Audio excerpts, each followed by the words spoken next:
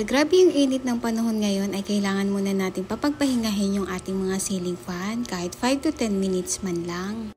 Maaga pa naman ngayon kaya okay lang na ipagpahinga muna natin yung ating mga ceiling fan. Medyo mahangin pa naman dito banda kila autumn kaya okay lang din. Sa sobrang init nga ng panahon ngayon, ang daming nangyayaring sunog. Kaya kailangan natin papagpahingahin kasi 24/7 sila. Kahit 5 to 10 minutes man lang at least kahit papano ay nakapagpahinga. Kaya habang nagba-vacuum ako dyan ay nakasarado naman yung mga ceiling fan. Kailangan kasi natin papagpahingahin kasi baka bigla na lang sumabog. Mahirap naman magkaroon ng sunog. Kaya lagi tayong mag-iingat para sa ating mga gamit. At eto na nga, nilinisan ko na din isa-isa para bago gamitin ay medyo maaliwalas nga at mahangin nga. Kahit papano ay natatanggal natin yung mga alikabok na nakadikit dito.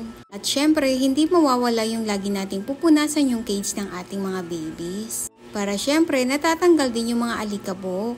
Dahil kulay itim nga yung cage nila ay kitang-kita nga natin yung alikabok.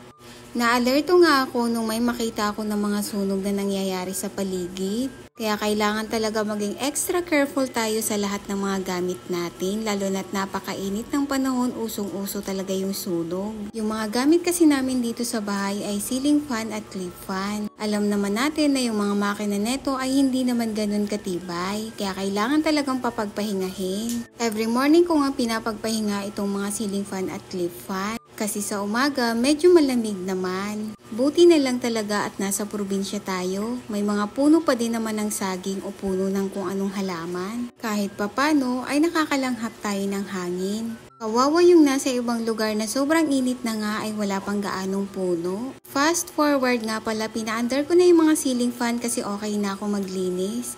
Eto naman at papakainin ko naman ang mga babies. Madalas ngang pinapakain ko sa kanila sa umaga kung hindi sabaw ay kamote, lagi lang pong nilaga. At hinahati-hati ko lang din para agad-agad ko nang ibibigay sa kanila. Tamang hati lang para hindi nga sila ma-choke or hindi nga sila mabulunan. Grabe nga yung excited nila kumain sa saba at sa kamote. Buti na lang talaga at hindi sila mga maselan. May mga dogs kasi na ayaw sa kamote or sa saba. Kaya every time na papakainin ko sila ay nakakatawa kasi nga eto si Amber ay lagi ko nga tong alarm. Alas 5 pa lang ay mangiyak-ngiyak na siya kasi nga nagugutom na daw. Kailangan ko nang bumangon at para magluto ng kanilang breakfast. Actually, ang kain naman talaga nila ay dapat 7 AM. Ewan ko dito kay Amber bakit 5 AM inangiyak-ngiyak na. Ha? Very good. Very good yan. Lagi nga akong nagbibigay sa kanila ng quality time kasi nga alam naman natin na ang buhay nila ay hindi naman ganun katagal pareha sa tao. Kaya iniiwas ko talaga sila sa mga pagkaing may seasoning or may lasa.